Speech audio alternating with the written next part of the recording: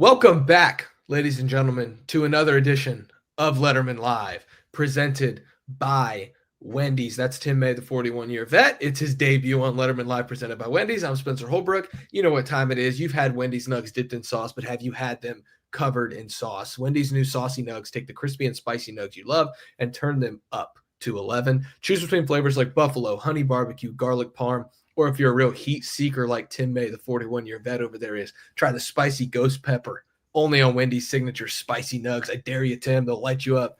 That's 7 delicious ways to try the nugs you already love. Pick a flavor, grab some extra napkins, and prepare to nug like you've never nugged before. For a whole new way to nug, it's got to be Wendy's, a participating U.S. Wendy's. Can I add something? Absolutely. Cobb salad at Wendy's is my go-to. Has been since they came out with it. I don't know why it took them so long. And I always order a 6-pack of nugs to go with it. No sauce because I am 70. But as enjoyable a meal as I have any day of the week. There you have it, folks. A real testimonial. Unsolicited.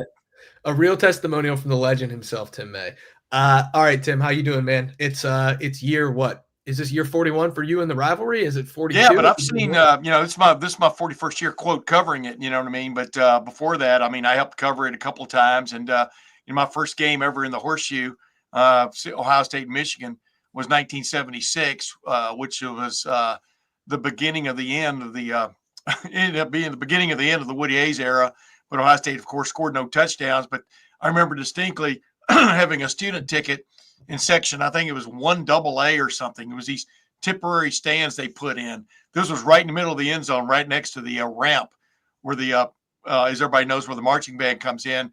And near the end of the game, the cops brought in a forklift and parked it right in front of us so that after the game was over, they could put it up under the goalpost so the goalposts weren't going to be torn down. And then about 8 cops stood in front of us, and I was a mature 22 at that point. And I walked up to him and I said, you know what? We paid good money for these tickets. We can't see anything now. You couldn't see anything then. But I said, but you parked the forklift right in front of us. Why can't you put it over here? So a few minutes later, they moved the forklift and all the cops squatted down. And the point is they were getting ready for the goalpost to be torn down when I think Ohio State got beat 22-0 or whatever it was in that game. No, those goalposts were – I was in more jeopardy than the goalposts. Let me put it that way. All right, Tim, I'm going to do something fun here. I have not told you what I'm going to do at all. I've got all 41 or 42 or however many of your rivalry games. Oh, no, man. I'm 70. In front of me. If I give you a year, can you give me the score without looking? Oh, no, I'm sure I can. All right. How about some memorable ones? Go ahead. Go ahead. I'll play the game. 98? 98 was a classic score in the series. Was it 98? 98. Wait, let me think. Okay. Ohio State, was it 21-16? 21. Was it close?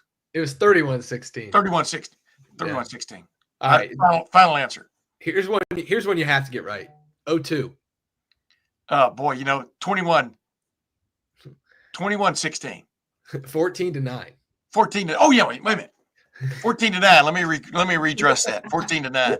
I just remember Will making that interception at the end of the game, and just all kinds of memories pop back from that game. But the main thing was I almost got crushed in the end zone getting to the locker room. Go ahead now.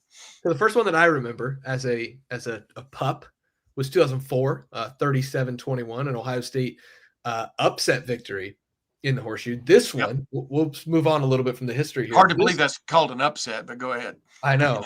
This one would be a massive upset for the ages if Michigan came into the Horseshoe as a 3-score underdog and came away with a win against Ohio State for its 4th straight. Ryan Day looking for his first win in the rivalry since 2019, his 2nd overall. I think people sometimes forget, Tim, that he does have a win in this rivalry and a emphatic 29-point win at that in the Big House.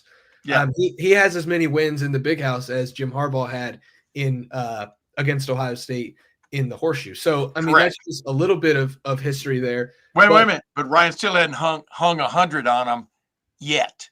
Not yet. yet. So this one, Tim, we're going to get into some keys to the game. At lettermenrow.com just now, I posted 5 matchups that will decide the game. We will not go into detail on all of those matchups because I want you guys to go over to lettermenrow.com and get all of those. But I will run through the gist of it. The Ohio State offensive line against the Michigan defensive front is just an absolute war. As Ryan Day likes to say, it's a war. And that one's going to be what determines how well Ohio State can move the football. Chip Kelly versus Wink Martindale is another matchup that I'm very intrigued by. The Ohio State linebackers being able to tackle in space against these Michigan tailbacks. The Ohio State interior against the Michigan interior offensive line, because the exact thing that you think about the Michigan defensive line against this Ohio State unit, I think you can probably say the same thing about a Michigan offensive line that struggled a little bit against good teams, and Ohio State has a really good defensive front. And then Ryan Day versus his own head against Michigan. Those are my 5 matchups to watch, Tim. If any of those 5 kind of hit you in a certain way, which one grabs your attention the most? Ryan Day against his own head. Here's the thing. It's a double head now. I mean, you got Chip Kelly calling the plays. You got heavy consultation with Ryan Day. I've got a good buddy of mine, Jeff Snook. I'll throw him his name out there because a lot of people know him. We had steak dinner the other night in Worcester, Ohio. That's another story. But the bottom line is he's always thought Ryan was either too timid or made some mistakes in games. Right on down the line, I think you could make an argument for maybe both of those at times, just in a microcosm. But I think Ryan Day, there's never been a doubt in my mind that Ryan Day wants to win this game, the game, wants to win it is in the surest way, and then maybe pass that the most flamboyant way. You know what I mean? But one comes before the other, especially when you're the head coach. The great thing is now you have another guy calling the plays. You consult with him. But Chip Kelly's the guy who's putting together the game plan that's basically going to make or break Ohio State offensively in this game. You got Jim Knowles. You know what I think about Jim Knowles. I mean, he's one of the sharpest. He's a cool dude. He's one of the sharpest guys. He's got the tools now to run his defense, which is morphed from that Oklahoma State thing. But now so much is it morphed, he's brought some of it back. You know what I mean? From when he skewered some offenses back at Oklahoma State in the Big 12. But the thing that Ryan Day has going for him now, he tried to become a head coach who also coached the offense, and it worked, except maybe a hither and thither and yon. But the bottom line is now he is clearly a head coach for the first time in this game, the head coach. And it bodes well, I think, for Ohio State. Not only is Ohio State favored, not only is Ohio State marginally more talented at all the margins where you need them to be, but also Ryan Day could just put his foot on the gas.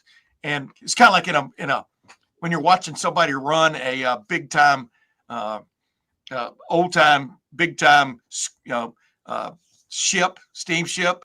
You push this forward on the deck, and then down below another guy sees it, and then he throws more coal into the fire. You know what I mean? Yeah. That's kind of what this is now for Ryan Day. Hey, I want a touchdown here, and Chip Kelly goes, okay, blah blah blah blah blah blah blah to Will Howard, and we'll see what they do. But the main thing is, I really truly believe Ohio State's going to walk into the game on Saturday with his foot on the gas offensively. We'll see where that takes them.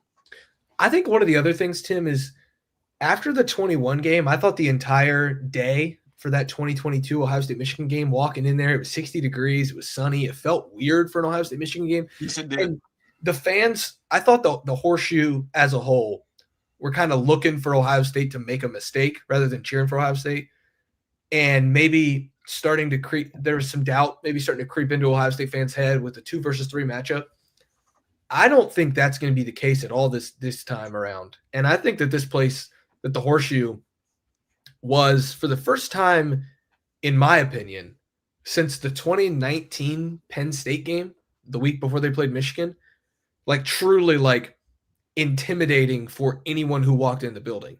Yep. Like that place was loud. It was active. It was daunting. Like you could tell that Indiana did not survive that noise well. And Michigan hasn't been on the road in one of these really, really hostile environments yet this year. They played Oregon at home. They played Texas at home. They played at Indiana, and that crowd was wild, but it was 50,000 people, and some of them were Michigan fans, to be honest. Like that environment on Saturday is going to be supercharged, but not supercharged as intense like it was in 22. It's going to be supercharged as in like we're about to watch a coronation of Ohio State as back on top of the rivalry. And I think that's going to propel this team.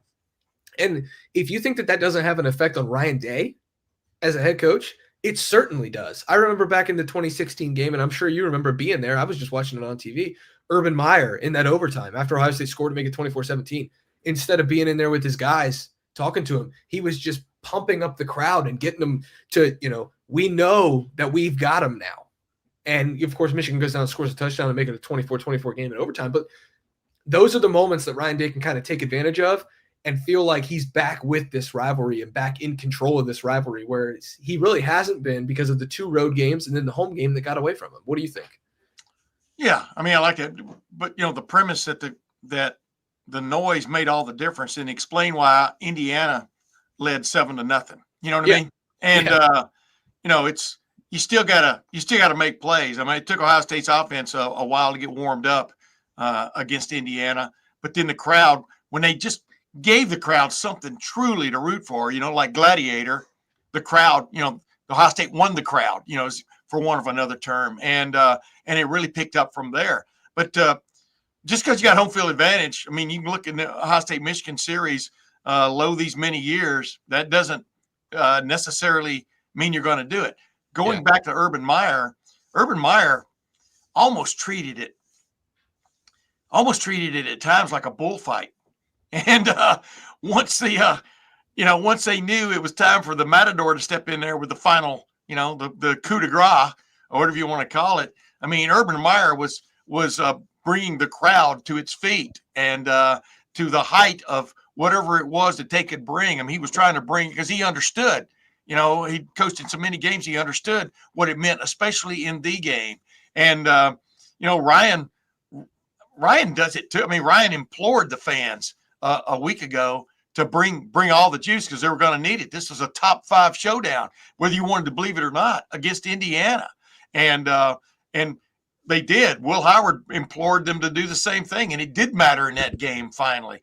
Boy, when you combine the crowd with the mist that came over the stadium, the light rain that came over the stadium near the end of the second quarter, the game turned irrevocably.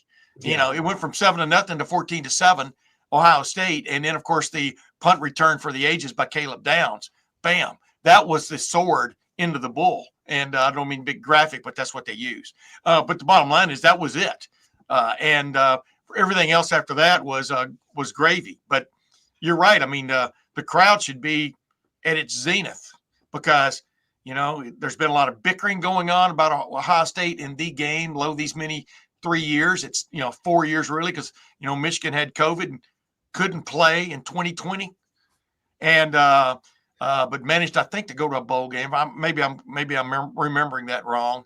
And then past that, the fact that a trip to Indianapolis for the first time in 4 years is on the line for Ohio State, which used to make, the people at St. Elmo's, for example, Steakhouse knew all the Ohio State fans by name and face. They went there so many times over the late 2000 teens. And then the fact that there's a possible rematch. Well, possible. It will be a rematch with Oregon if Ohio State wins. Who doesn't want a second chance at anybody? Heck, they may play them again. They may play them 3 times this year. So, there's all kinds of reasons for Ohio State fans to be on the edge of their seats, hopefully with hot chocolate or something, keeping them warm inside their coat.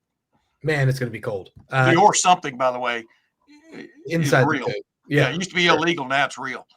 Hey, Tim, I think it's interesting you bring up the Urban Meyer thing and the way Urban Meyer used to treat this like a bullfight. It always reminded me that Urban Meyer took a page out of Woody's book and did the war analogies and likened it to being a war because he always played the "It's Time for War." We haven't really heard that song under Ryan Day. And this year I was walking through the facility to go to Ryan Day's press conference, and I could hear the faintest little tune in my ear. And that was me singing. Yeah, other than you singing, though, I had to block that out, of course. And I could hear, and just so subtly, you could hear one of the meeting rooms, it's time for war. And then we go out on the practice field, talk to some players, Will Howard, Cody Simon, the like, come back through the lobby, and then all of a sudden you couldn't escape it. It was coming from the team room, and it was as loud as I've ever heard any music coming out of the team room. It's time for war. Then you go to Ryan Day's press conference, and he says this game is a war. No, you got things backwards there. Well, yeah. Ryan Day mentioned it in his press conference, and then Emeka Egbuka and these guys, Jack Sawyer mentioned in the thing when we got to talk to them. And you're right. I mean, they're sometimes it takes a while, but it's come around. You know what I mean? They're taking the urban approach this year. Ryan Day's quote exactly is, "This game is a war. Anytime there's a war, there's consequences and casualties. And then there's the plunder and the rewards that come with it." I love the plunder. That sounds like something I would say, seriously. Well, I think one of the things that he had to do was keep away from the word victors because of the Michigan part of the victors, which is interesting, but also like, you don't hear that from Ryan Day, right? Like that is not strange, but it's different. And it's a different tone than he's struck every year.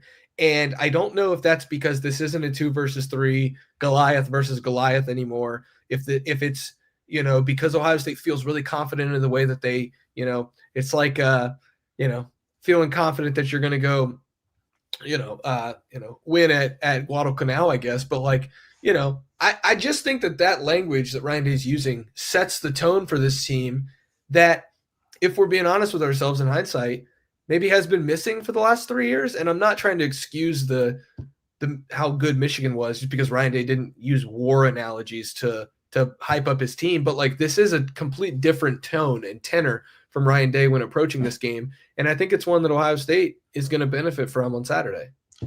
Yeah, but he's got to feel like it's war. I mean, they've lost 3 straight. This kept them from having a shot at playing for the Big Ten championship 3 straight years. Yeah. There was speaking of war, there was a subterfuge, involved in this. It's like the Allies still, finding a way to get the Enigma machine from the Germans back in World War II. I mean, Connor Stallions was their Enigma machine. He's been ousted. We think, we hope. Who knows, right? He shows up at the national championship game and sits in the stands, and then, according to that Netflix or whatever it was,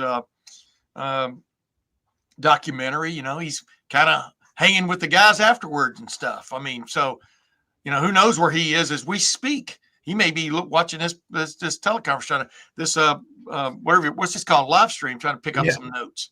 But the bottom line is, there are all kinds of things that made it like a war, including the battles on the playing field, and including last year, Ohio State had a great chance to win that game despite everything that was going on, and couldn't get it done. So you got to feel like, if last year was, Guadalcanal, this year is Waterloo or something. You know what I mean? It's like football. A lot of people get upset when people like Woody, when they look back on history of Woody equating it to football, to war. And it is not war. There aren't live bullets, but guys have given flesh and bone and blood playing in this game, playing the game of football. It's one of the few sports except soccer where you can be taken off the field on a cart. There aren't very many sports like that. And of course, I went to soccer because most of the time they're not hurt. But I digress. So there are a lot of reasons. These guys wear helmets. There's a lot of reasons why they wear helmets and shoulder pads and stuff. And how they've had to rein guys back now from being so lethal with what they're wearing, which was meant for protection, which turned into weapons, which is now being reined back into protection again. Football has had a strange history, but where people gravitate to it is there are a lot of big hits in this game. There's a lot of pardon the reference to Will Ferrell doing George W. Bush. There's a lot of strategery involved. Mm-hmm. There's a lot of tactics involved when you have to adjust to what the other team's strategery is. There are all kinds of reasons why football is equated to war. And it's not anywhere close to being in a foxhole in Ukraine right now or something. You know what I mean? But the bottom line is, yes, guys get hurt in this game. Guys give their all in this game, and you don't want it to go to waste. Well, and Emeka Ibuka even said he's ready to. I think he said he was ready to spill blood for his like these guys. This means everything to these guys, and Yep. with respect, of course, respect to one of the best quarterbacks I've ever seen in my life, C.J. Stroud, and with respects to one of the more fierce competitors I've seen in Kyle McCord for all of his flaws last year in the Ohio State offense. I think nobody would knock him for not being a competitor. And if you would, then I think you're wrong because I thought he was a good competitor. I agree 100%. Those guys and the way that they talked about this rivalry and the way that these guys and Will Howard are talking about this rivalry, maybe they're feeding off of Ryan Day's change tone. Maybe they're feeding off of each other. But it's just not the same tenor that we've seen from this team the last few years. And again, maybe that's because they think they have the upper hand this time because Michigan is 6-5 and doesn't look like it can move the football or hasn't discovered that the forward pass was invented in like 1923 or whatever. And they feel like they're going to win this game instead of, they're in for a real war like they have been in these 2 versus 3. But here's the thing. No offense. This is no offense to anybody we got to talk to yesterday because we love those quotes and stuff. Attitude takes you to a certain point. Execution is what wins the day. Execution, not being overly hyped. You heard me ask Will Howard, this question. I kind of stammered because I want to make sure he knew what I was talking about. There's nothing wrong with having a mindset of going in there and kicking butt. But you still, like a quarterback, he's got to treat it more like a golfer facing an 8-foot putt. He's got to be precise throwing the football. He's got to be sharp in his decision making. He can't be just going in there with a shillelagh, let me hit somebody. Now, he can when he runs the ball, which will pay off. But the bottom line is Michigan in the late teens was saying all the right things, but not getting it done. It finally comes down to making plays like in 2016.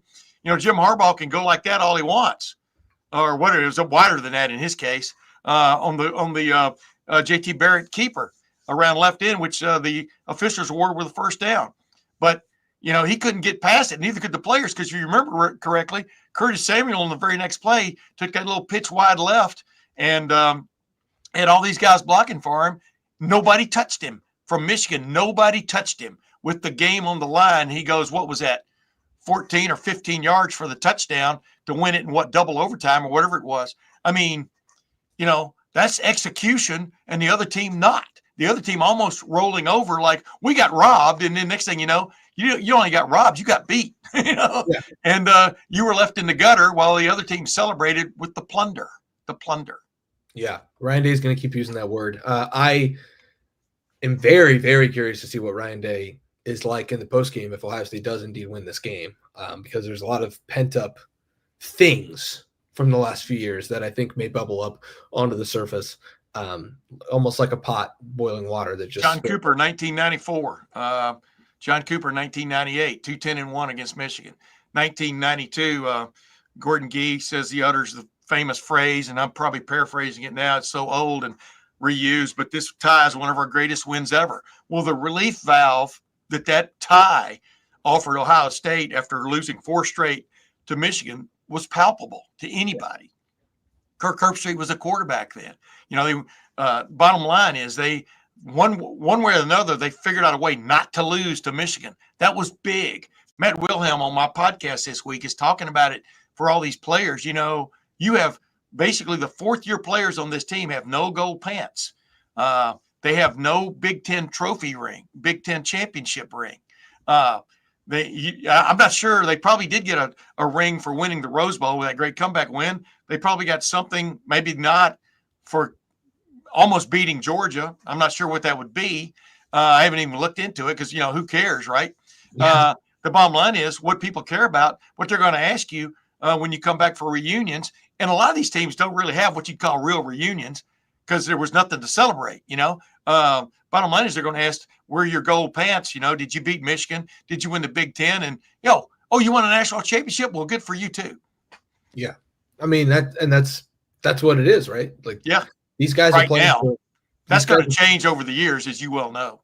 Yeah, these guys are playing for just so much. Tim, real quick, I want to get your response on this. If there's one like matchup on the field that you're that you're really just going to be watching for early to get a sense of where this thing's going to be heading? What is it?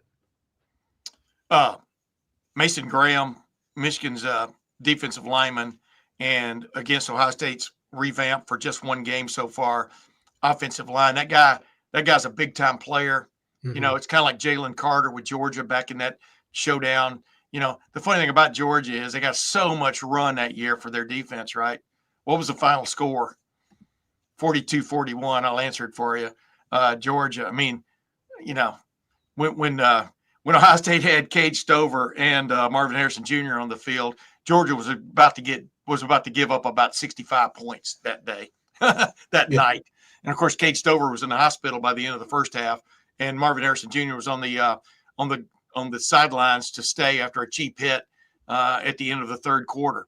So, yeah, I mean, but you got to get it done in the trenches. I mean, that's as basic as it gets. How do you handle a player the caliber of Graham and that defensive front for Michigan? That's real, man. Now, I thought Indiana, the strength of their defense going into that game was their defensive front, how active it was, how athletic it was. And we all know Ohio State did not have a great day running the football at all. But like I turned to you and said, I mean, I don't know why they're not throwing it 45 or 50 times this game, because Indiana can't stop the pass on a consistent basis. I feel the same way about this game. If you can protect a Will Howard, there are going to be huge gains available in the secondary, no matter what Michigan arrays back there. You know, may take some time to get to it, but I truly believe. But the main thing is you can't let one player, and one player can mess up a game for you in football, just like in basketball. If it's the right guy, like Aiden Hutchinson a couple of years ago, he was unblockable at times. You can't let a guy be unblockable. You just can't. And so that's the one I'm going to be looking for initially, because it just always comes down to, pardon the use of the word, but Ryan Day's already used it this week, part of the word, trench warfare. It always comes down to that in the game. Yeah, it's the entire Michigan defensive line is really, really good. On the interior, it's Graham and Kenneth Grant and Rayshawn Benny. Rayshawn Benny, who are really three really good players. And that's a little bit of depth there. On the edge, it's Derek Moore and TJ Guy and Josiah Stewart has 13 tackles for loss, 8.5 sacks. Like, yeah. He's very active. He's quick off the edge. And then couple all of that on the interior with Wink Martindale, who didn't he used to do a game show, Wink Martindale? Wasn't he the host of a game show? Go ahead now. For everything that is wrong with what older people got that joke. Go ahead. For everything that's wrong with what Wink Martindale has done with this defense this year, and I think there's a lot that he's not done well. He is the most aggressive defensive coordinator you will find. He's more aggressive than Jim Knowles. Whatever you thought of Don Brown long ago at Michigan until 2018 and 19, he is more aggressive than Don Brown. That worked until you played a team that could block. He will play man-to-man. He will bring the house on multiple occasions. When you talk about blitzing, he'll throw everything but the kitchen sink. Ernest Hausman, the linebacker, will come from any which angle. Their linebackers are good. They are aggressive. And again, whatever you want to say about their defense, other than the defensive line, which has been great, the secondary is not that good without Will Johnson. I don't expect Will Johnson to play in this game. Yep. But that's a tough blow for them. They will be aggressive. And that's why I think the biggest matchup in this game. I know what you're going to say, but go ahead. If Chip Kelly can find a way to scheme guys into open space, this game will not be close, because Wink is going to give you a lot of open space. That's what he does. He will give you a lot of open space because he thinks his guys are going to get to the quarterback before you find your open space. Why are you winking at me? If Will Howard is good, and if Will Howard is on point and he has 75, 80% completion percentage, this game will not be close. It will be a blowout. But I thought you were going to immediately go into your Emeka Egbuka soliloquy, but that's okay. Go ahead.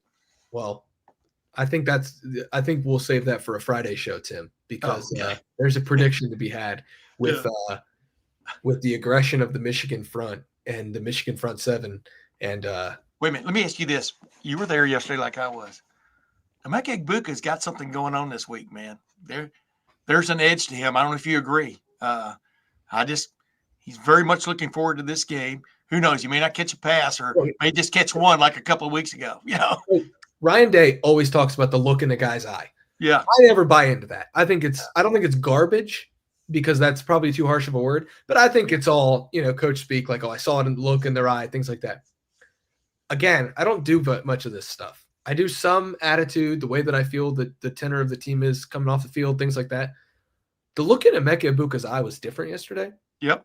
It was almost the way that I get the look in my eye when I pull up. I get to order those Wendy's saucy nugs, Tim, because you had those nugs dipped in sauce. Have you had them covered in sauce? Wendy's new saucy nugs take the crispy and spicy nugs you love and turn them up to 11. The flavors: buffalo, honey barbecue, garlic parm. Real heat seekers know. Tim May knows. The ball knowers know. Try the spicy ghost pepper on Wendy's signature spicy nugs. I dare you. That's 7 delicious ways to try the nugs you already love. Pick a flavor, grab some extra napkins, and prepare to nug like you've never nugged before. For a whole new way to nug, it's got to be Wendy's, a participating U.S. Wendy's. Emeka had that look. Wait. The very first restaurant I visited when I moved to Columbus in 1976 was the Wendy's out on Hamilton Road. I think it was at Hamilton and Maine or Hamilton and Broad. I could not wait to order a Wendy's triple. Back then, you could get the amount of patties you wanted, and I couldn't wait to order a Wendy's triple. That's how old I am. We used to eat at the original Wendy's. I think it was on Broad Street when we'd have our breaks at the Columbus Dispatch for Saturday night when we were putting out the paper. I've always loved Wendy's. You don't have to provoke me here. And of course, topped it off with a Frosty. So the Frosty has endured. Yeah, and I grew up on Kewpie, which is the originator of everything Wendy's. So yeah, it runs deep here at Lettermen Row. Yeah, but Kewpie got stunted in and around Lima. Wendy's went worldwide. Yeah, that's why it's so special to me, because it's so local. But I do love Wendy's. But okay, Emeka, I thought had that look in his eye, Tim, on Tuesday afternoon that, like, you just don't see from guys very often. Like, he remembers the hit down the field last year. He was open until he wasn't. Yep. Because he got lit up by Quentin Johnson, and he remembers that fondly. I'm sure he's not going to forget that, and neither will Johnson either. Johnson's going to be a good player in this game and could have a big impact. Talked a little bit about knowing what it's like to win at Ohio State this week. So, I think that's an interesting matchup there. We do this thing, Tim. I did not warn you about this. I'm just telling the people. I didn't warn Tim about this. It's he's going to be making it up on the fly. So, Tim, you heard me list all those sauce flavors, right? And you know the term hot take. So I'm gonna have you give me a prediction, or I'm gonna give you not a bold prediction, but a scenario, a hot take, and we're gonna rate it on the sauce scale.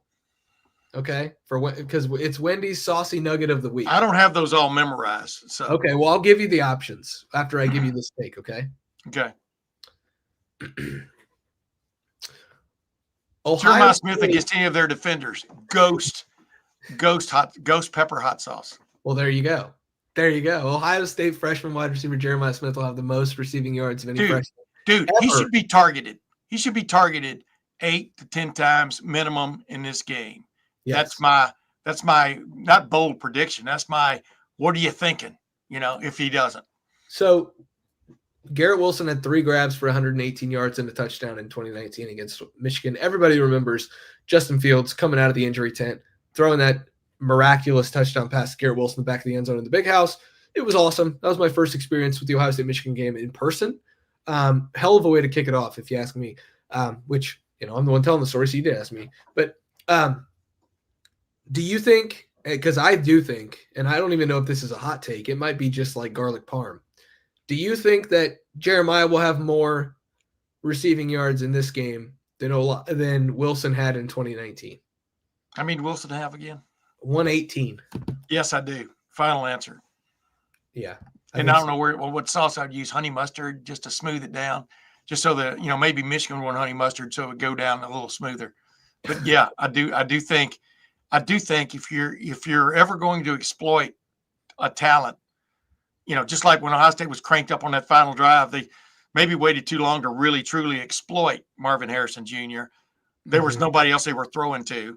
I respect Emeka Egbuka and Carnell Tate, but if I want a big play in this game and I'm looking for one guy to throw it to and make it, I'm looking, and this, like I said, no slam on the others. I'm looking at Jeremiah Smith, who, by the way, didn't become a finalist for the Biletnikoff Award. I voted for him for the Biletnikoff Award as a finalist. Didn't happen. So he also won the fan award. Huh? The fan award, which all the fans get to vote, and it becomes one vote. Yeah. He won that too and wasn't a finalist. I don't understand. Yeah, I don't know what people are looking at. The Tritoria kid or whatever his name is, good for him. And the other kid who also made it, other than Travis Hunter. Travis Hunter's going to win it, it looks like. But yeah. But anyway, I digressed into that. But yeah, Jeremiah Smith. This is, that whole line. This is why you come to Ohio State to play in games like this. This is why you recruit players like Jeremiah Smith, so they can make a difference in games like this. Correct. I agree. So Garrett had 118 in 2019. Marvin Harrison Jr. in 2022 had 120 yards and that 41-yard touchdown reception down the sideline in the first half that lit up the horseshoe. And then last year, Marvin Harrison Jr. had 118. So you're right around that 120 mark to have like an all-time performance against Michigan. And then, of course, we all remember Chris Olave, who had 2 catches for 48 yards and 2 touchdowns as a true freshman against Michigan back in 2018 in that 62-39 romp. So Jeremiah he just scored again. He just blocked the punt again. Go ahead now. Jeremiah does have a chance to do something absolutely special in this game, but that doesn't mean that we should just look past what Emeka Egbuka also has a chance to do in this game. Oh, yeah. Because Emeka has played in 2 career games against Michigan, the 2022 game and the 2023 game, and he has a touchdown catch in both. He had 9 catches for $125 and a touchdown in the 2022 game. And then last year in the game, he had 3 catches for 25 yards. So he's had one great game. He's had one quiet game, but in both he's found the end zone. I think last year he found the end zone on that. They ran him in motion and then got him out on the edge and he beat everybody at the corner. The other one, the Michigan one, was he ran a drag route in 2022 and caught the first touchdown of the game, ended up with 125 yards. So, if Jeremiah and Emeka can both have those stellar games, and Michigan's offense isn't nearly what we thought it was, I think Ohio State's going to have a good chance to win this game with Jeremiah and Emeka doing a lot of damage. Ohio State should be in 3 wides with Emeka Egbuka, Jeremiah Smith, and Carnell Tate. One tight. I would pick G. Scott for this because I think he pass pros well enough, but also he can catch the ball and take it down the field. And I would have whichever running back is feeling good at that moment back there with Will Howard. And I would run 80% of my plays out of that in this game, just because I just think you need to put pressure on, number one, the Michigan secondary to cover that consistently, no matter what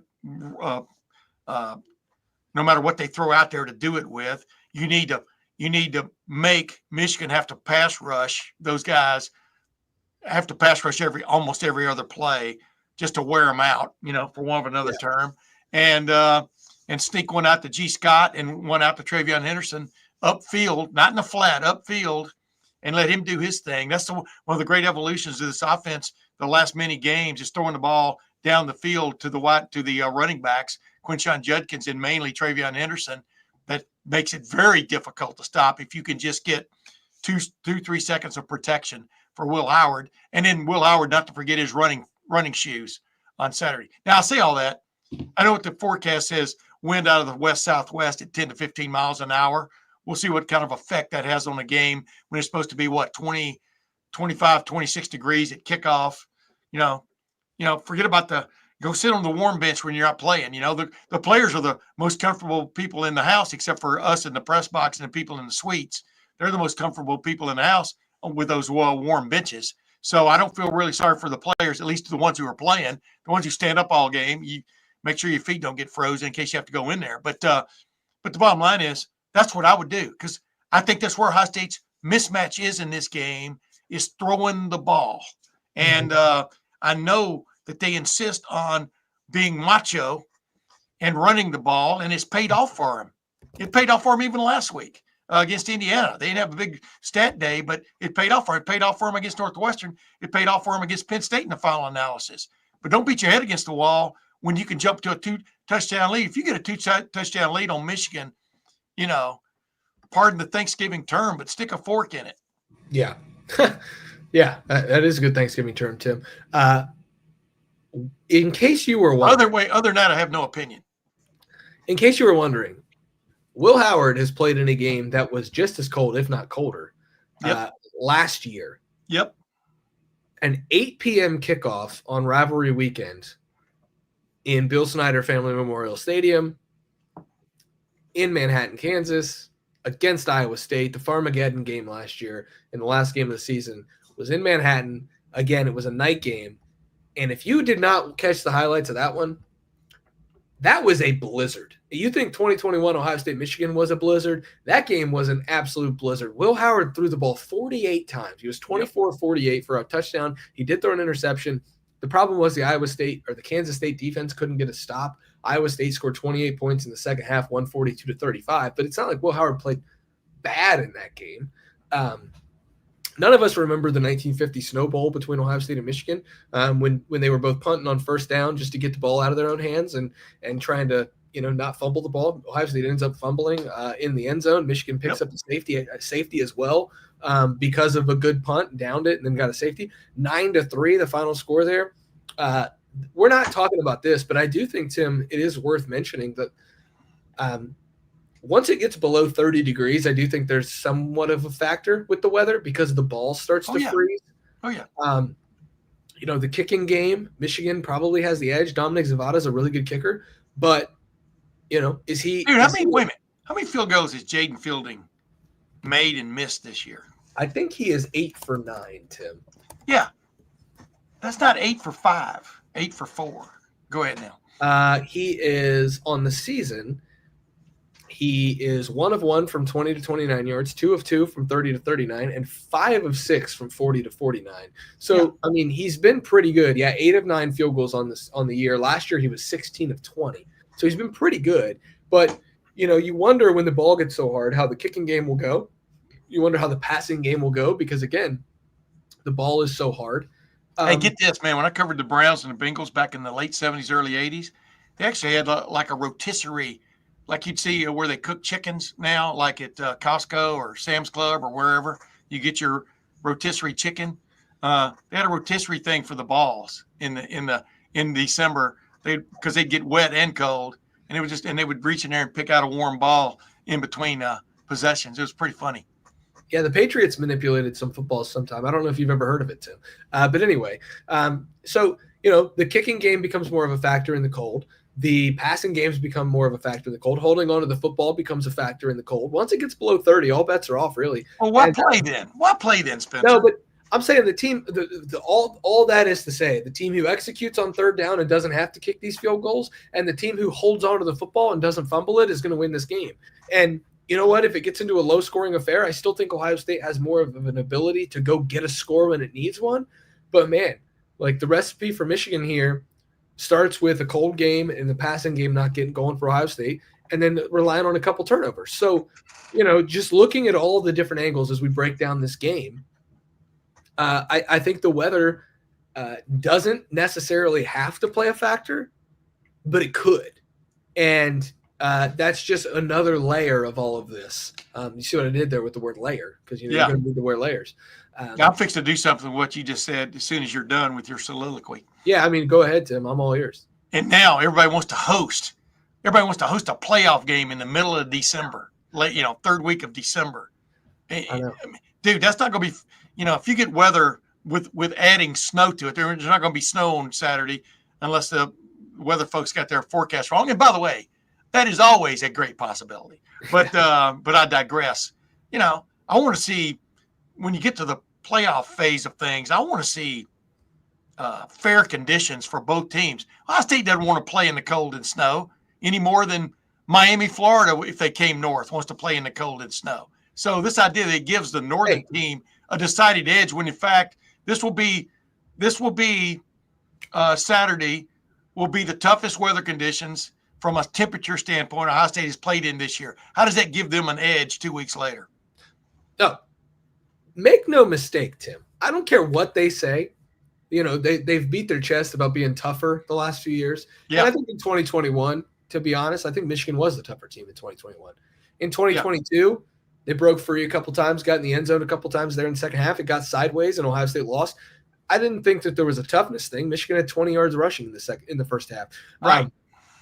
23, I thought, was just a damn good football game between two really good teams. And Michigan, if we're being honest with ourselves again, was probably a little better. Michigan doesn't want to play in 20. Nobody wants to. Nobody wants to. Nobody ever wants to. Nobody looks at the weather and says, yeah, 20 degrees. We want to play in that. Yeah.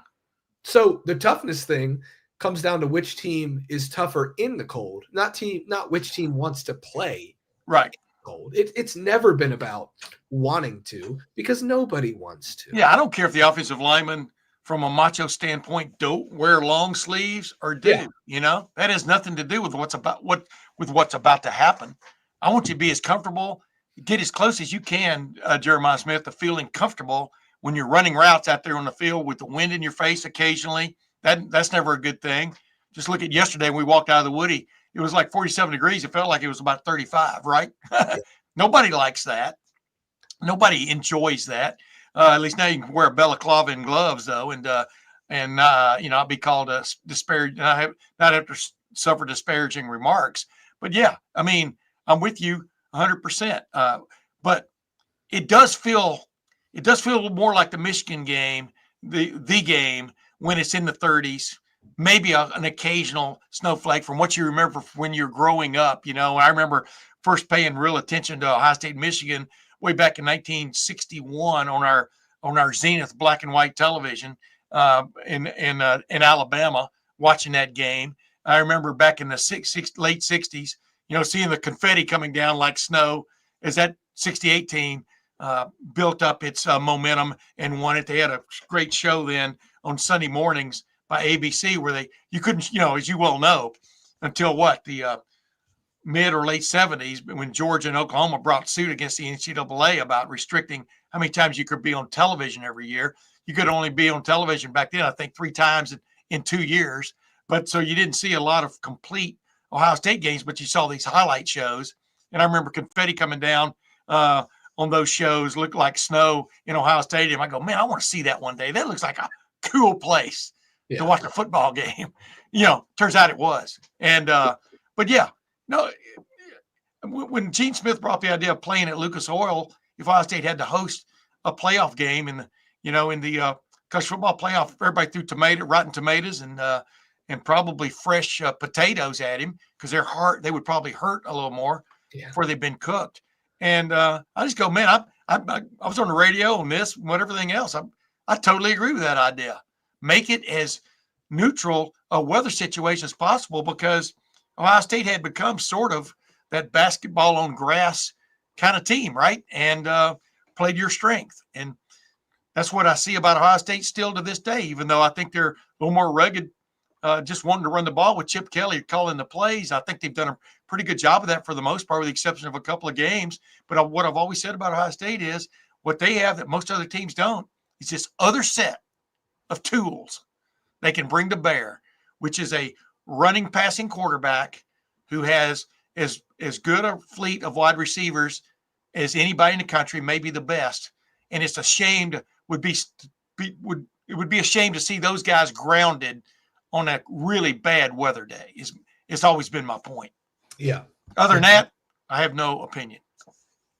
And other than that, you have no opinion. I don't know if I've ever found something you don't have an opinion on.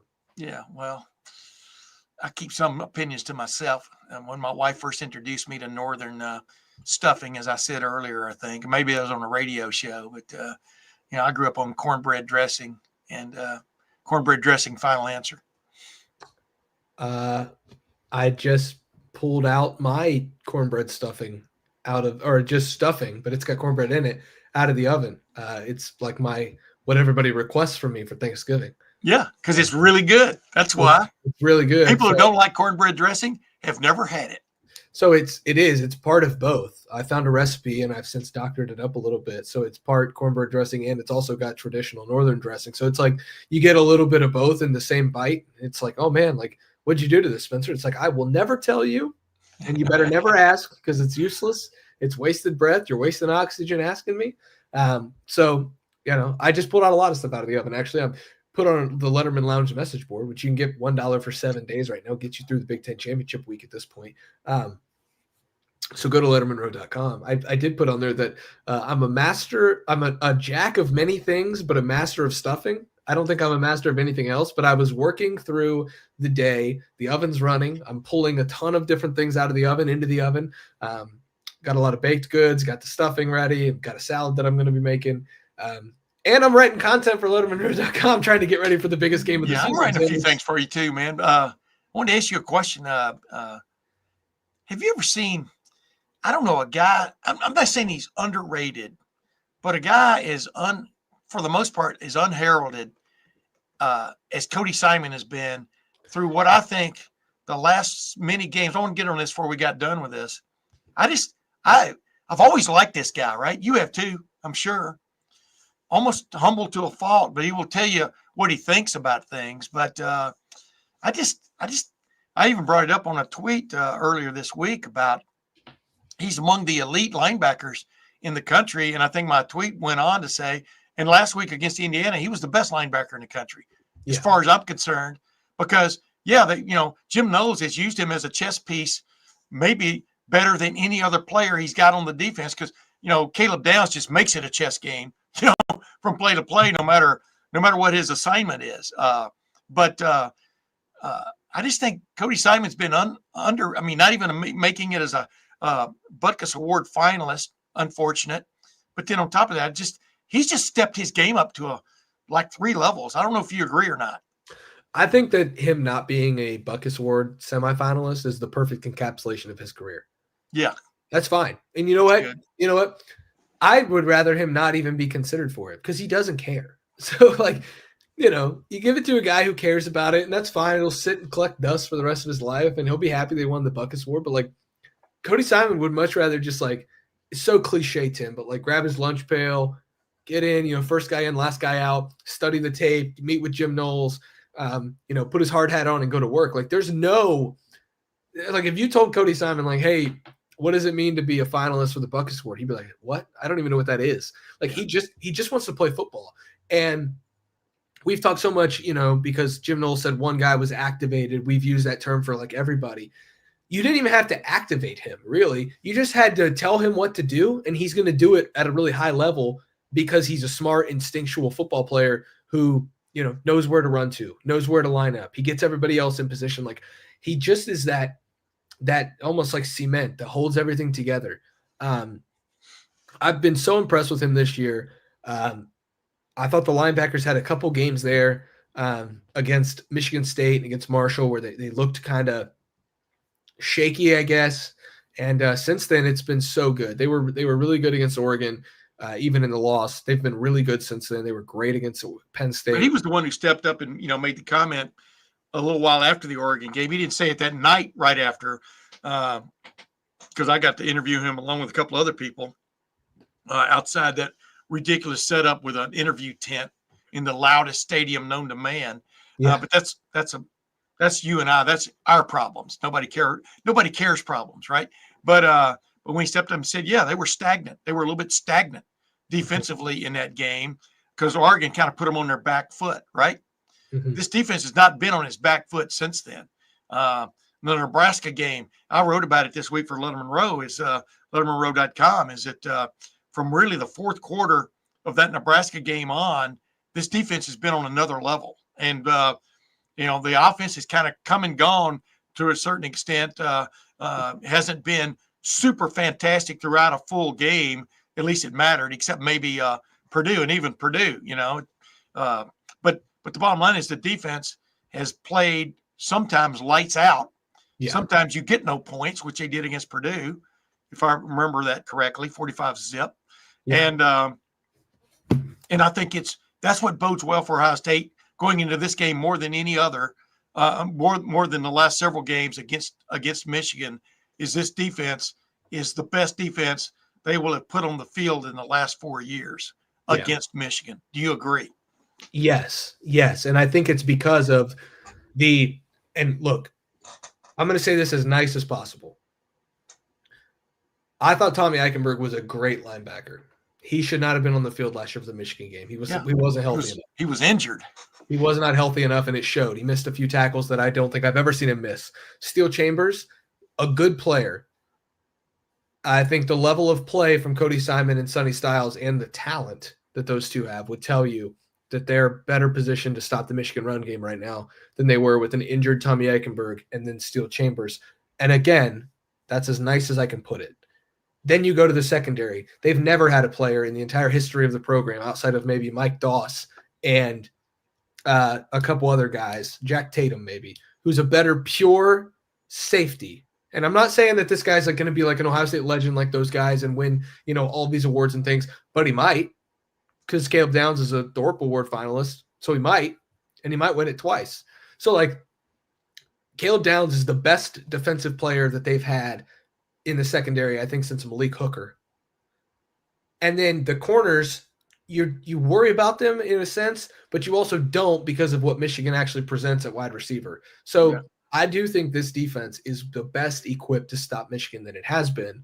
But we'll see if they get it done. Here's the thing. There are going to be people after this game, if Ohio State holds sway, like I think it will, I think like you think it will. Well, this was an average to worse Michigan team. Who cares? Nobody cares.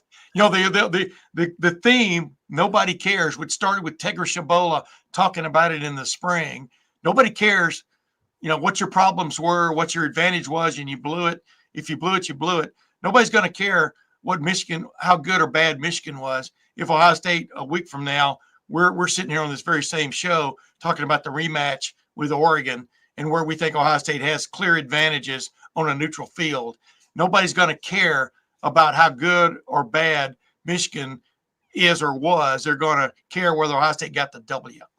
Tim, they call it Urban Meyer's 7-0 Pint House. They don't call it Urban Meyer's 2 wins versus ranked teams and 5 wins versus bad Michigan teams. Right. And this Michigan team.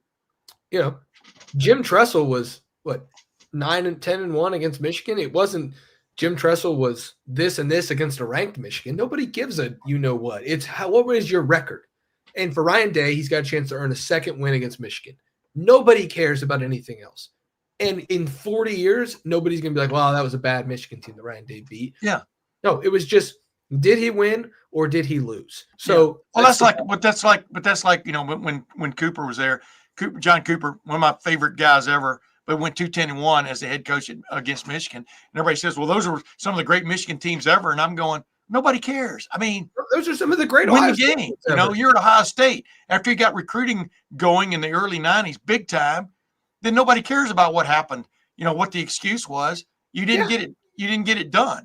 And that's what Matt Wilhelm makes a good point about on the Tim May show this week. Nobody, they're going to care whether you beat Michigan. That's all they're going to care about. Yeah, those are some of the great Ohio State teams of all time too. Yeah, and they would have multiple national championship banners from the 90s if they just beat Michigan. So 95, 96, 98. Well, 98 they did, but they did beat them. Yeah, but they didn't beat Michigan State and Nick Saban. Right. There's a can of worms. Tim, you know what it's like. You've been on the radio plenty of times. You know what it's like to be up against the clock. We are really up against the clock here. I do want to get your take on some of these games. Give me just the winner. We're not going to be able to break these down. Right. Nobody really cares either, but we'll break. I forgot about this segment. Minnesota, Wisconsin. I like Minnesota. I'll take Wisconsin.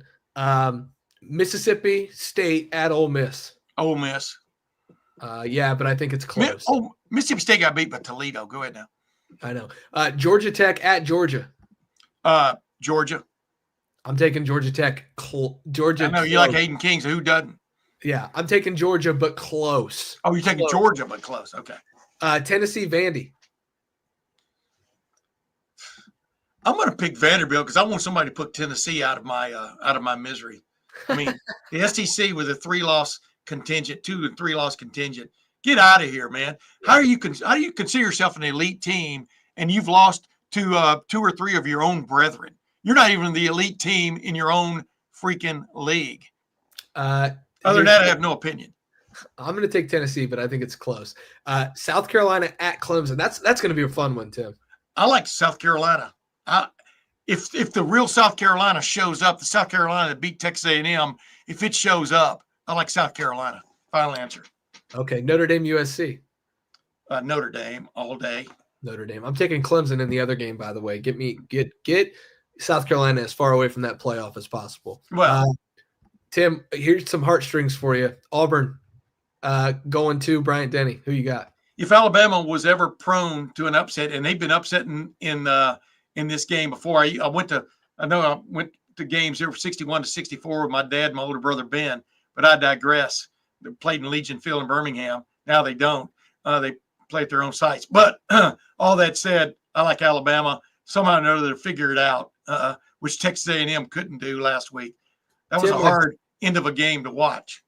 I'm taking Alabama in a bounce back spot. Tim, my favorite aspect of rivalry week is when 2 rivals hate each other and they're both 5-6 because one of them gets to play a bowl game, one of them season's over. That's Virginia Tech, Virginia. That game's in Blacksburg at Lane Stadium. Who you got? I'm going with Virginia Tech. I mean, I think Virginia Tech's a better team, but as we found out in this college football season, the better team on paper doesn't always win because everybody now, if they're trying, has players.